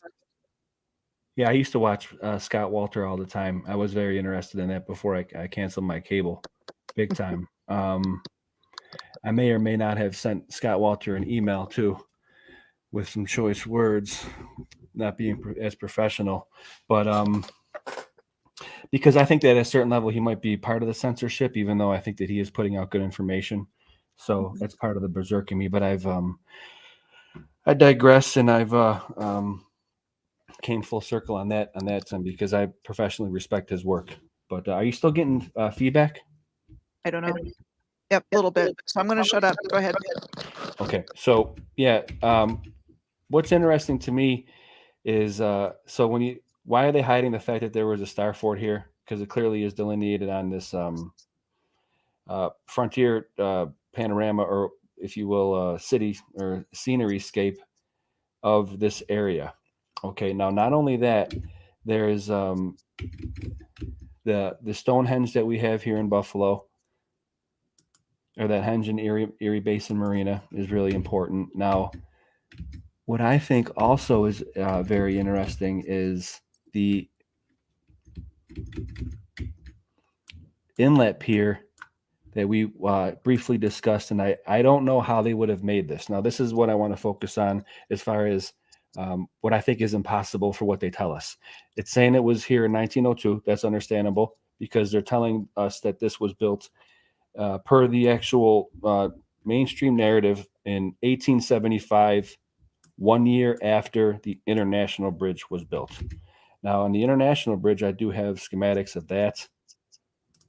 And I'm going to go over that in another video in the future. But I do have pictures of this.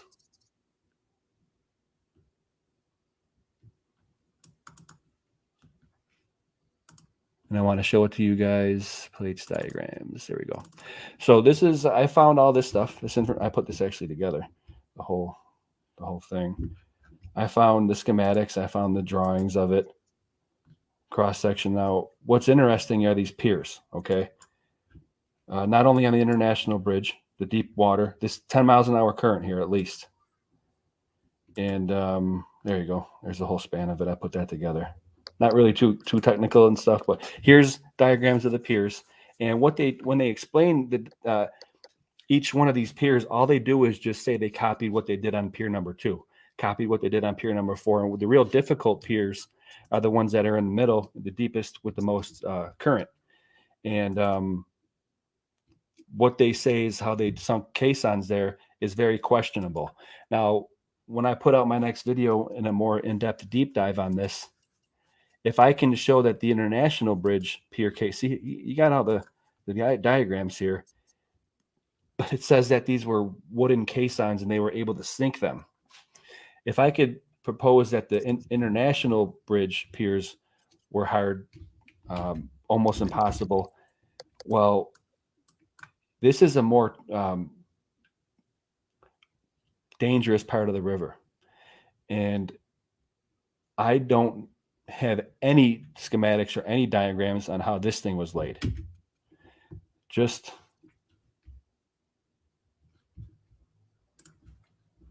this information right here. We're going to show right now. Okay, we're going to read this. Now, this is documentation that I found doing my research. Tunnels, inlet pier. This thing is referred to as the inlet pier, and that's what I'm pointing to in that map. Okay, just for some context here. Now let's go read what they say it was done here. Not only is there some construction that I question about masonry and the actual river, the tunnels. So if you don't mind, I'm going to do a little bit of reading. Okay, the water supply is received from the Niagara River through 2 tunnels, one of which has an area equivalent to that of a circle of 6 feet in diameter. Now, what this is saying, Michelle, is that there are, and I have a picture of this, a schematic of it as well.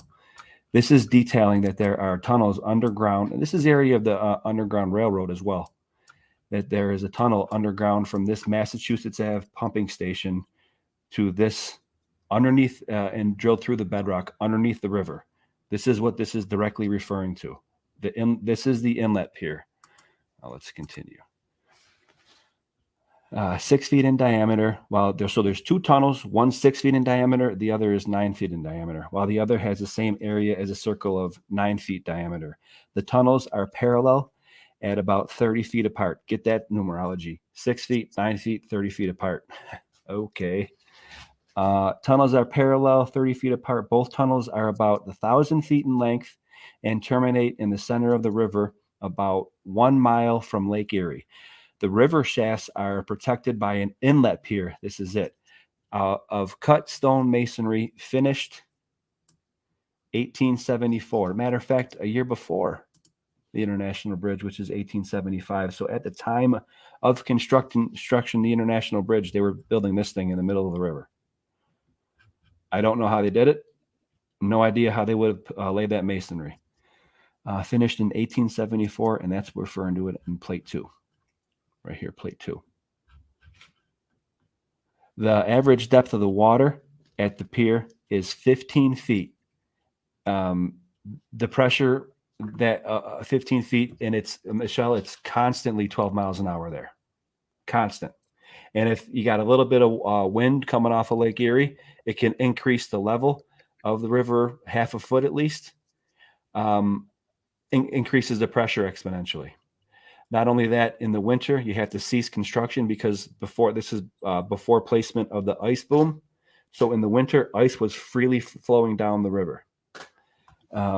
So how did they construct this at this time? During the winter, here you go. Current in the inlet varies from 14 miles per hour, depending upon the wind. During the winter months, large fields of ice are continually passing down the river from Lake Erie. And to prevent the ice from entering the intake, the latter are protected with shields of steel plates from 3/4 to 1 inch in thickness. These shields protect the pier 2 feet extended down with 2 feet at the bottom of the river. So the whole thing goes down into the river, and it's 15 feet of water constantly going 14 miles an hour. I highly question that they had the technology, even with caisson, watertight caissons, to perform that task at that time period. And I cannot find any details of it. And I would like to ask the chat to help out with that. What's also interesting is those 2 shafts were the utility of those were also to remove ice, and they had ice elevators. These things would go down and allegedly remove ice because it was an issue, and it would freeze up. And that article also cites that there were 2 operators on that pier who would continuously have a furnace going that would they would pour water, real crude. They'd pour water over the ice to keep the tunnels full or free from ice and freezing through. So not only are there tunnels through here, I highly question the construction of it. I can't find anything like I found the internet for the International Bridge, but I cannot find anything here. And if you're familiar with Dave Weiss, if I can give him a shout out of Deep in the Rabbit Hole,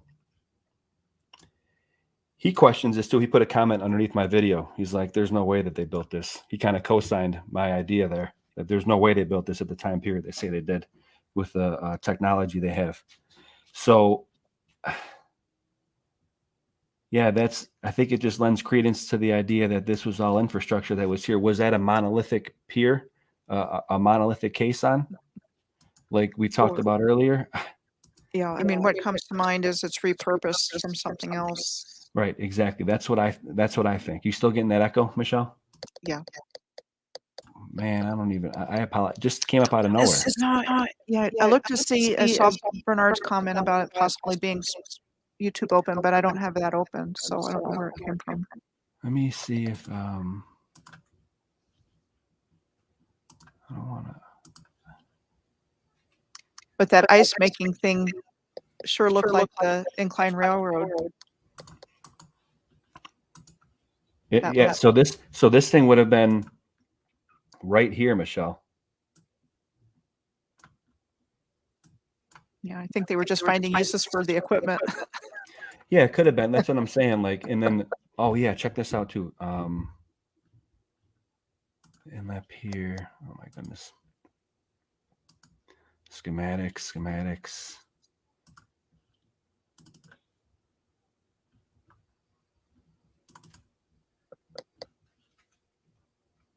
There is a tunnel that oh, here it is. Okay. This is some gravy. Now, they cite this tunnel. Now, what we're looking at here is a overview of this area of the old Colonel Ward pumping station that takes the water, this is what I think is part of the whole. That's why I preface with this picture to begin with, Michelle. I think this is part of like what would be the whole earthwork, waterwork system, maybe like the Marley machine, because we have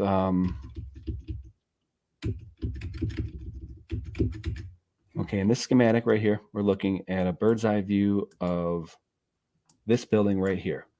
And this is the current water intake, and taking it in from this building about a mile off of shore. Okay, this is right off of shore here in Buffalo, and there is a tunnel from it to here, and that tunnel is being referenced in this schematic. When you see it, the tunnel to the intake, there is a tunnel going from, this is kind of like the area right here. So there's a tunnel going from here out to the intake. You can't really see it on Google Earth. I don't know why.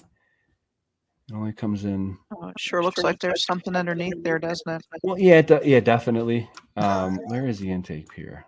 I think that's it right there, but it's offshore and you can see it. That's it. And from shore, you can see it.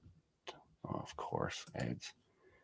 Anyway, What I think is really interesting, though, Michelle, is, and it lends credence to the old world infrastructure being here, because this tunnel goes to it says tunnel to the Massachusetts Ave pumping station. So what that's saying is, oh, I close. Give me a break. Are you the only one calling it the Buffalo Henge? I think so, yeah. Love it. I think you're right on the money. Yeah, I mean, there's something going on here. Okay, so this is showing the schematic, this tunnel from here, and I can't find any gravy on this or any details. So what there is that I'm going to actually try getting here to do boots on the ground to see if I can at least find an access point, because there is a tunnel from this building to that Massachusetts Ave pumping station under the Peace Bridge. That's what that schematic's delineating. And I can't find any hide or hair or anything about that. I can about this one, and there's a video that I found that talks about the Emerald Channel and the intake that I've shared before, and it does cite this tunnel, Michelle, but there is absolutely nothing about this tunnel that goes between the Colonel Francis Ward pumping station right here and that old Massachusetts Ave, and then from there to here. So there's like a web of tunnels underneath the city. It might be flooded. What was the use of it before? I think maybe for benevolent energy, charged water to go through the systems and provide drinking water. Who knows? But I'd like to I tracked the line between here. I found where there could be an access point, and guess where it is? Underneath the 190, underneath an interchange. You know what I mean? So it's actually kind of right here. I want to get there, and maybe one day I'll have a bushwhacking that tunnel for you. I don't know, but yeah, it all lends credence to the idea that there was infrastructure here. It seems previous to the Columbian Exchange. Could it be? And I'd highly recommend looking up that Barry Fell character of the Epigraphic Society and the CF apps. I'll actually share that video so you can actually look at the whole In Search of video that I was referencing in that clip about Barry Fell. I loved In Search of. It was great. It was really good. And I'm sorry if you guys are hearing an echo. Really. Hey, Brees, what up?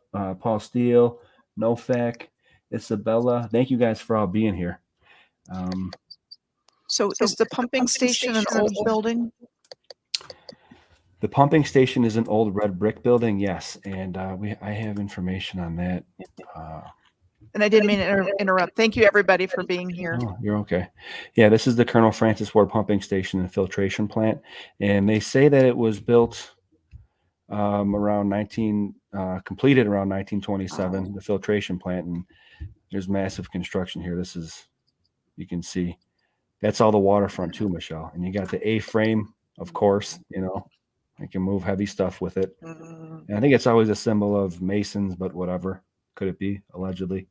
And this is all massive construction, and they say that that was built around 1927, but it does have that old red brick and that corbelling, like you detailed in those red brick buildings next to the slough. So, and the same smokestack kind of thing. There you go. Yep, they're still here too. Actually, one of them is. I've been down there. I've bushwhacked down there. It's still there. See it? And I've done videos before on the waterfront here, how it's all changed. And this used to be the Erie Canal, and right now the 190, the path of the 190 next to the river is the old canal. So, and look at all that look at all that interchange, and I think that's all covering up what used to be the old earthworks. What we're seeing, and this is also where Black Rock was. There was a big Black Rock, War of 1812. It was blown up. So what we're trying to propose here is ancient infrastructure here, and like the work that Michelle does, ancient high civilization to cite what Graham Hancock would say, or Brian Forrester, the OGs of the megalithic game. Just trying to provide evidence for it, and I hope you guys enjoyed this one. Do you have anything further you want to put? Is there anything that we forgot, or? If you could just show some of the old infrastructure down by the Niagara Falls that you've done falls. work on before. Let me open up that folder.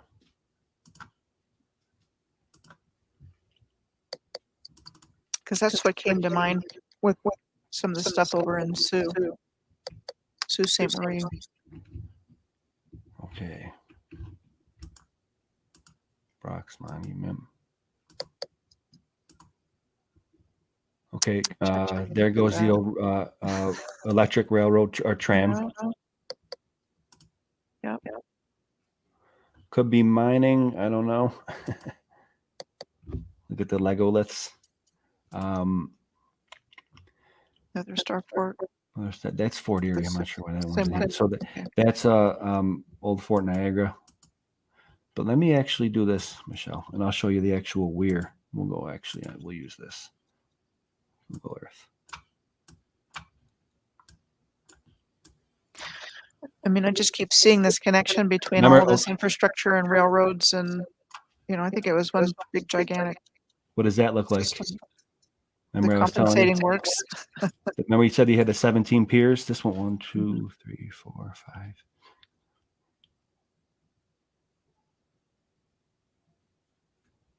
Go figure. Guess how many? There's 18. And that looks like what you were just showing in the Sioux, And like I said, it goes to nothing. I know that they do it. These are gates, and they can actually close off the flow. And but when they close off the flow, they closed off the American side, allegedly back in the early 60s for maintenance. But yeah, when you were showing that, Michelle, I'm like, wow, that looks very similar, and it's almost like the exact same thing. And then you have stuff like this, these old power plants, just like So it looks like what's at the Sioux. yeah, and look at the weir right here. Okay, like that's why it makes me think of a water weir. It makes me think of a Marley machine. Could have been an old Marley machine. There's a couple weirs here, and this is, I mean, Niagara Falls is absolutely massive. And not only do you have these old power stations up here, look at that, sunken in a little bit, and it's got that old infrastructure architecture. This one's really gravy right here, Michelle, the one that's actually in. And there's a video on this one that I found that's proposed that this thing may have been buried. And if there's anything that looks like an old world thing, and you got either, what you got, mud flood here or just mining tilling. This was said to have been built around 1902, and there's no pictures of it. This thing could have been here before. This is what makes me think of the ancient infrastructure being here before. Is that the one you went to? That one's on the Canadian side, so Okay. I can't get to that one. But I've been all over here on the American side, and the one I went to and did a in-depth on was the Shoalkopf one over here. I think you're saying, Michelle, where I showed the video of the old Shoalkopf dam collapsing, and how I think that they robber baron top hats, if you will, JP, hot on JP's trail, went above, up and around the old mills to put the power authority in, which is right here. The big boys come in and put the power authority in. So if you go back to where you just were, I mean, that looks like a really old stone wall to me. The place where you were, where you did your index.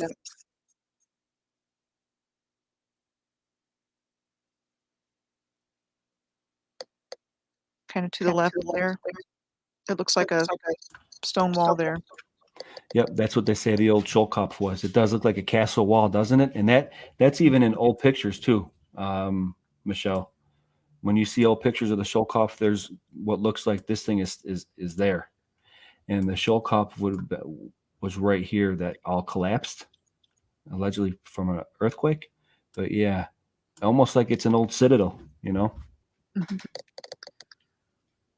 That would kind of fit in with my thoughts on a lot of this stuff. And this is where the old electric tram was as well. And I'm going to do it in depth on that one soon. And why did they go away? Honestly, because probably they were relics and artifacts of that old world that we're talking about, allegedly. I think that, and I think the robber barons wanted their pound of flesh. Yeah, and to bottleneck the energy sources as well. Whether we were getting it was free out of the aether. I have my doubts on that one. That might not be, I don't know, like the aether energy may not be abided. I don't know. I think the mechanical energy that we can get from falling water and stuff like that is definitely free for us to have on the Terra. But you know, the free energy out of the, I might have done an about face on that one, Michelle, but I don't know. You know, maybe it's there available for us to take free. But needless to say, it does appear that the robber barons, if you will, or the archons, like you were talking about with Sam, they bottleneck the energy so they can sell it out and dole it out, allegedly, or so it seems. You know, I don't want to have that we're us against them thing. It's always a yin yang equal parts, but we're just throwing out ideas from what we see. You know, and I think we just really have to be open to the idea that things aren't as we've been told, just based on the physical evidence that we've gone through today. Yeah, and get out there and get on the do your own boots on the ground. Also, I'd like to say,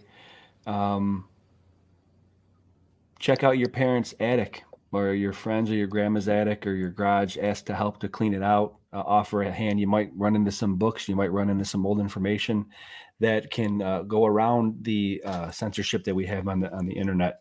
I always recommend doing that because that's how I found all my books that I have as reference, and I use them. I certainly do use them. So, check that out. I think that's a great idea. Not only can you actually find some old data, help out your grandma, help out a neighbor, clean a garage, clean an attic, clean a basement, find some old dusty books. You know, get out there. Which brings me to my last thought. I don't know what's causing the echo. I'm sorry, guys.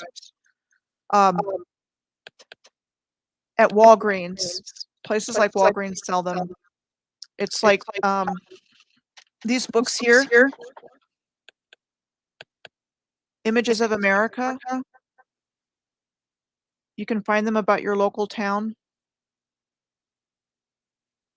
The history that they want us to know are in these books.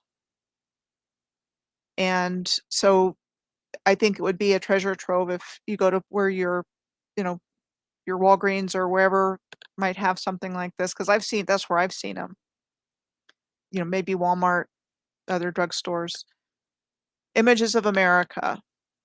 And, you know, just within the first couple of pages of this one, it's all there. You know, the one guy comes in and his son, there you go. You know, his son is the architect that built the buildings, and they had all of this wonderful stuff. And then there was a depression and they had built all this stuff. And then all of a sudden they didn't need it anymore. I mean, just stuff like that. It was like the whole town sprang up in a very short period of time with all of this really sophisticated architecture. The boom. Yeah, so I'm sorry about the echo if you're still getting it. It's so better. Okay. It's better. You're good okay. now. We probably go on for another couple hours. I would love to, honestly, Michelle. Thanks again for reaching out. Thank you guys, everybody, or thanks everyone for coming in here. Oh yeah, that's one. Another point I wanted to make. One of my good buddies, Chris Denesi, who I had on here, Iron Man Bear. He has a great story about. He has an app on his phone where it's not necessarily like a neighborhood watch, but it's like keeping an eye in a neighborhood and being communal. And what he did was he sent a net out and said, "Does anybody have any old records that you don't mind getting rid of? I'll come to your house and pick them up." That's why I kind of thought of this when I seen that he was in here, fellow bear on the West Coast. But yeah, he sent a net out in that neighborhood communal app that he has, and he wound up getting people wanted to just get rid of it. They said, "Come here and take it. I'll give you like." He wound up getting like 200 records, and he has an old record player. So sometimes all you have to do is ask.